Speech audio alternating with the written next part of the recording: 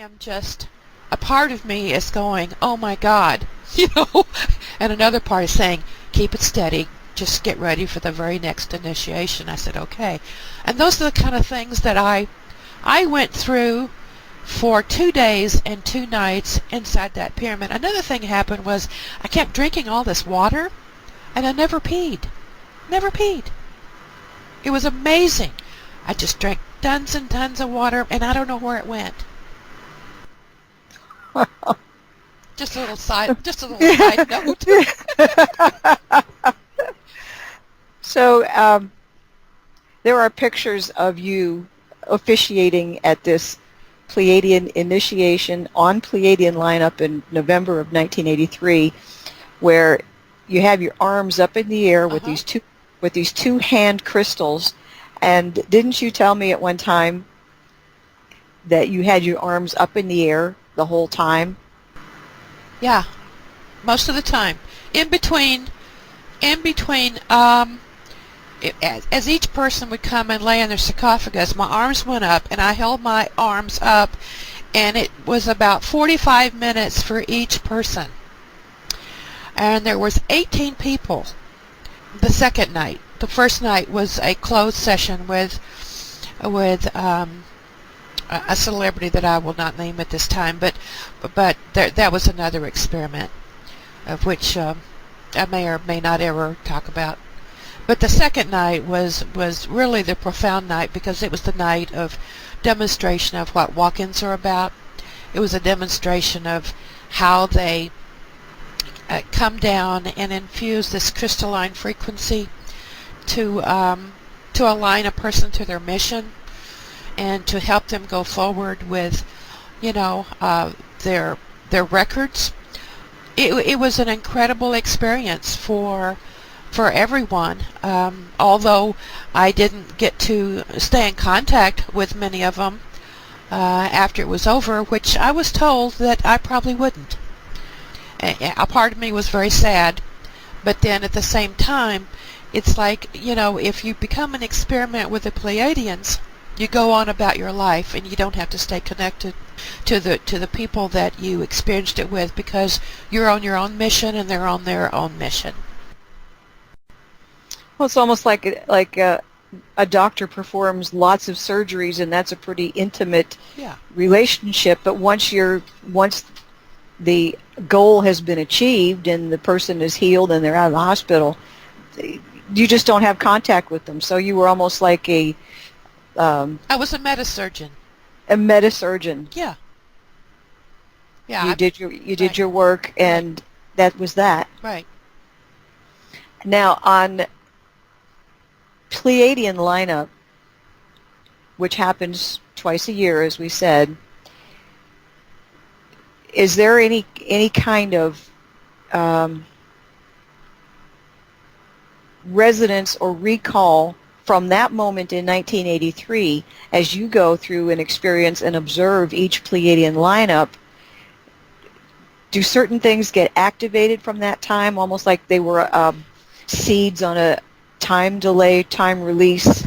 Yes, activation. I have found, first of all, the discovery of star markings that I was tracking became an intricate part of all this, because during this May and November time, the sun is 25, 26, 27 degrees of either Scorpio, which is November, and in Taurus in May. And I was noticing that each time this activation would take place, even during the year when the moon would even pass by, I would notice that it'd be kind of like the activation of a time capsule that would go off.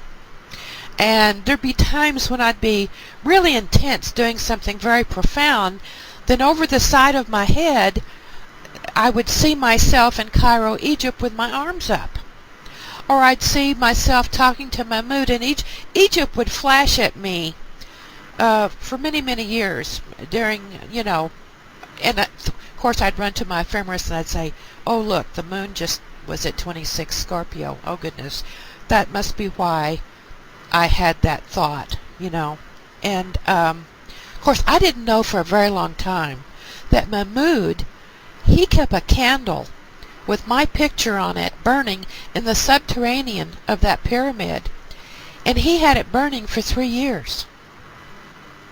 Wow. So no wonder, it's like I was psychically being, beamed to by Mahmud all that time. And he did that without my permission, which I must say is a little disconcerting, Well, maybe on some level he was told to do that, I'm sure. and he didn't understand why. Well, it's like the missing cat. I had a cat named Hakeem, and I lived on the island of Aruba. And I was really anxious to get back to Hakeem. This was after the president had been shot.